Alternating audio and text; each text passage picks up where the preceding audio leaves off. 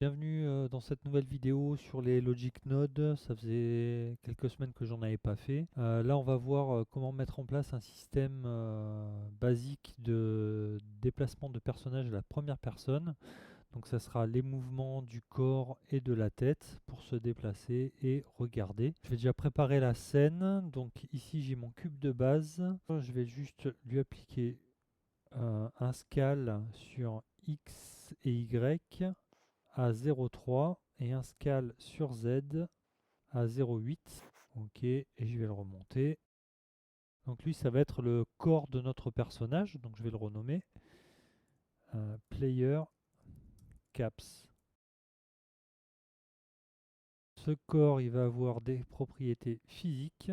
Donc je vais dans le panneau des physiques. À la place de statique, on va mettre caractère et je vais activer le collision bounce. Je vais créer maintenant un plan que je vais renommer. On va l'appeler Sol. Je vais le redimensionner, on va faire un scale global à 20 et je vais lui donner une couleur. Je vais mettre en vue matériel.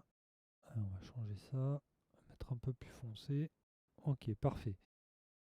Je vais rajouter 2-3 éléments basiques tout autour du personnage. C'est juste pour que quand on fait les tests, qu'on ait une vue un petit peu de ce qu'il y a autour. Je vais rajouter un cube. On va le mettre ici. Je vais rajouter une icosphère, on va la placer ici. Et je vais rajouter un cylindre, on va le mettre ici. Et je vais rajouter un cône, et je vais le placer ici. Je vais sélectionner ces 4 éléments de décor, je vais les remonter pour qu'ils soient à la bonne hauteur.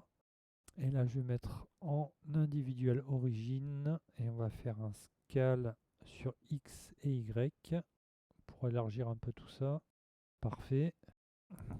7. Maintenant, je vais mettre en 3D curseur. On va faire Shift D de ces 4 éléments et une rotation par rapport au 3D curseur pour en placer également derrière. Voilà, ça nous fait quelques petits éléments de décor. On peut leur donner un petit peu des couleurs aussi.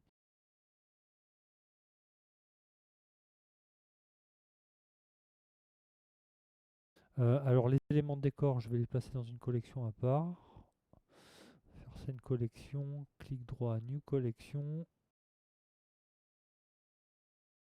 Ok, parfait, comme ça je peux les supprimer si j'ai besoin, les masquer si j'ai besoin, je veux dire. Allez, parfait.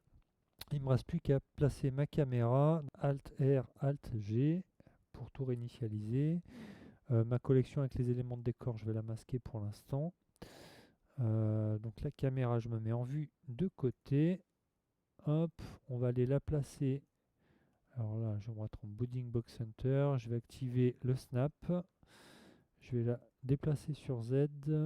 Je vais la mettre à 1,80 m, la réorienter à 90 degrés et réduire sa dimension. Et je vais mettre son focal length à 40. Il ne me reste plus que maintenant qu'à apparenter la caméra au player caps.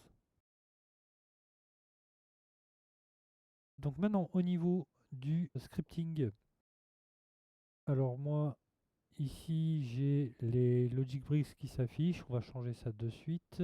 À la place je mets Logic Node Editor et ici on va agrandir cette fenêtre. D'ailleurs je vais faire un Join Area, ça j'en ai pas besoin et ça j'en ai pas besoin. Parfait.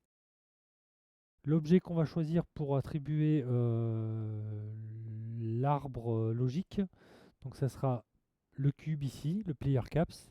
Donc avec le cube sélectionné, je vais créer ici un nouvel arbre. Et ici, il suffit juste d'aller dans le dashboard et de faire Apply to Selected. Parfait. Maintenant, on va rajouter donc les nodes qui nous intéressent. Il suffit de rajouter un node Input, Gamepad, Gamepad Look. Ensuite, on va rajouter un jeu Event onUpdate. On va relier le onUpdate à l'entrée condition du Gamepad Look. Et ici, on peut choisir ici left stick ou right stick. Donc, on va mettre right stick. Il suffit maintenant de lui dire quel objet est le corps du personnage et quel objet est la tête du personnage. Donc avec la petite pipette pour le main object, je vais sélectionner mon player caps. Et pareil ici, head object avec la petite pipette, je vais sélectionner la caméra. Pour la caméra, ça va agir sur le haut et le bas, c'est-à-dire regarder en haut ou en bas. Et pour tourner à droite ou à gauche, ça va agir sur la rotation du player caps. Donc il y a quelques petits réglages qu'on verra après quand on aura fini de rajouter tous les nœuds dont on a besoin. Maintenant, on va s'occuper des nœuds pour la direction du personnage, pour le déplacement en lui-même du personnage. Donc avancer, reculer et translater à gauche ou à droite. Pour ça, on va faire quelque chose de très simple. Ici, vous voyez ici dans le panneau, vous avez tout en bas Node Template 4K Movement. On va cliquer dessus. Alors la particularité de ce système, c'est qu'il va être automatiquement attribué à l'objet auquel on a assigné l'arbre logique. Voilà, il n'y a pas comme par exemple ici dans le Gamepad Look, ces champs où on va sélectionner un objet. C'est pour ça que c'était important déjà à l'origine d'attribuer l'arbre logique à cet objet. Donc ici, on peut voir les 4 premiers nodes. C'est des nodes pour des touches au clavier. Donc touche A, D, W et S. On va les supprimer, ces nodes. À la place, on va rajouter un node Input Gamepad Sticks. Il y a deux sorties sur ce node. Il y a Left-Right et Up-Down. Le Left-Right, on va le relier à l'entrée du A or D Preced, la première. Et le Up-Down, pareil, au W or S Preced à la première. Donc ici, on peut voir qu'on peut choisir aussi left ou right stick. Donc là, pour les directions, ça sera le left stick. Donc je résume, hein, left stick pour la direction et right stick pour la vue. Je vais me mettre en vue caméra ici et on va lancer le jeu et on va voir déjà un petit peu ce qui se passe juste en ayant fait ça. Alors il faut bien sûr avoir connecté une manette de jeu à votre ordi pour que ça fonctionne. Moi j'ai une manette de PS4 en Bluetooth. Bien, je vais regarder déjà au niveau du stick de droite. Donc je peux tourner à gauche, à droite, regarder en haut et en bas. Ok. Alors je vais translater déjà à gauche, ça fonctionne. Je translate à droite, ça fonctionne aussi. J'avance et je recule. Donc là, je vois que c'est inversé. Si j'appuie avec mon stick de gauche vers le haut, si je pousse vers le haut, je recule. Et vers le bas, ça avance. Moi, je vais inverser ça. C'est tout simple. Ici, il suffit de modifier, au lieu de mettre sur l'entrée A, on va mettre à l'entrée B. Voilà. Et ça va inverser la direction automatiquement. Ok. Ça, c'est la première chose corrigée. Là, ici, du coup, le A or D précède et W or S précède. On peut les renommer pour que ça corresponde. Ici, on va mettre up, down. Et ici, on va le renommer left, right. Parfait. Donc, il y a autre chose qu'on peut corriger aussi, c'est la rotation. Donc, avec le stick droit, donc on peut tourner tout autour de nous, ça c'est sûr. Mais au niveau haut, bas, on peut imposer une limite. Donc ça, on va le faire ici. Il suffit ici de cocher ici cap up down. Alors s'il y a écrit valeur X et Y, mais en gros oui c'est un minimum et un maximum. Donc minimum on va mettre par exemple 80 degrés et maximum on va mettre 120. Pour se rendre compte de ça, ce qu'on peut faire c'est ici je vais sélectionner 4 des éléments de décor. Je vais les dupliquer et les monter un petit peu au ciel. Ok, on va se remettre en vue caméra. Et là, maintenant, je vois que je peux pas descendre plus bas. D'ailleurs, c'est pas beaucoup finalement. Je pourrais changer. Ici, j'ai mis 80. Allez, je vais mettre 70. Voilà, parfait. Donc, ça me fait descendre jusque là pour regarder par terre. Et en haut, voilà, je peux monter un peu. Et au bout d'un moment, ça s'arrête aussi. Alors là, on voit aussi autre chose, c'est sur le bas, on voit qu'il y a une ligne blanche. En fait, c'est le player caps qui est toujours visible. Donc dans le jeu, normalement, le player caps, vous ne le voyez pas. On va cocher ici Disable in Render.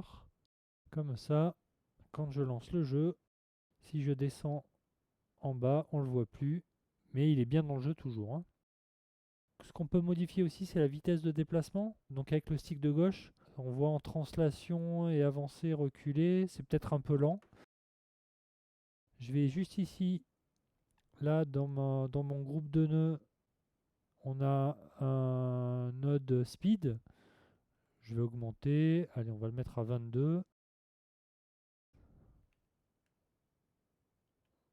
Voilà, c'est parfait. Nickel. Alors ici, on va s'intéresser au réglage qu'il y a pour le gamepad look. Alors il y a le threshold. Le threshold, ça fonctionne comme le threshold qu'il y avait dans les BrickLogic, qui de base lui était à 5000. C'est pas les mêmes types de valeurs, mais voilà, le fonctionnement est le même. Plus votre threshold sera bas, plus la détection sera directe au niveau de l'action de votre stick. Et plus vous mettez une valeur haute, proche de 1, et plus il faudra aller loin avant que ça soit détecté. Ça, c'est la première chose. Donc moi, je vais laisser à 0,10, c'est très bien. Ensuite, ce qui va être intéressant, ça va être la sensibilité. C'est ce qui va déterminer la différence de vitesse de rotation pour votre stick de droite. Et ensuite, on a le exponent. En jouant sur ces deux réglages, vous allez pouvoir jouer sur la vitesse de votre rotation. Et ça va agir également sur ce qui se passe entre la vitesse de début quand vous actionnez votre stick et quand vous êtes en fin de course de votre stick dans une direction. Sensitivity, il était à 25, là si je le mets à 0, ce qui va se passer, c'est qu'il ne va plus rien détecter. Il faut qu'il y ait un minimum, allez on va mettre 3, 0,03. Là en fait ça va vraiment vous limiter la vitesse maximale de votre rotation. Si je mets 12, là par exemple, je voudrais que ça tourne un peu moins vite. Je voudrais que ça tourne un petit peu moins vite. Ce que je peux faire, c'est sensitivity, on va le redescendre à 0,9.